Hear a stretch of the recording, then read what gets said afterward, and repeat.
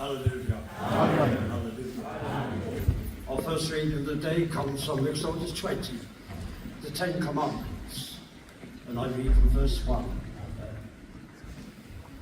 And God spoke all these words, saying, I am the Lord your God, who brought you out of the land of Egypt, out of the house of bondage. You shall have no other gods but me. You shall not make for yourself a carved image, any likeness of anything that is in heaven above, or that is earth beneath, or that is the water under the earth. You shall not bow down to them, nor serve them.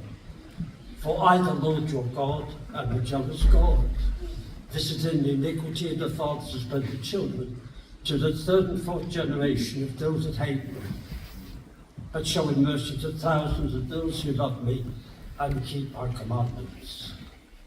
You shall not take the name of the Lord thy God in vain, for the Lord will not hold him guiltless who takes his name in vain. Remember the Sabbath day to keep it holy. 6 days you shall labor and do all your work, but the seventh day is the Sabbath of the Lord your God. In it you shall do your work, you, nor your son, nor your daughter, your male servant, your female servant, your cattle, nor your stranger who is within your gates.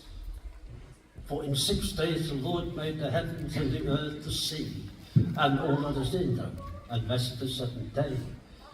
Therefore the Lord blessed the Sabbath day and hallowed it. Amen. Honor your father and your mother, that your days may be long upon the land which the Lord thy God has given to you.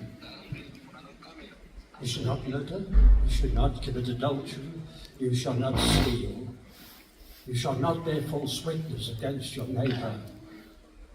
You shall not covet your neighbour's house, you shall not covet your neighbour's wife, nor his male servant, nor his female servant, nor his ox, nor his donkey, nor anything that is your neighbour's. Hallelujah. Praise be to God. Praise be to God.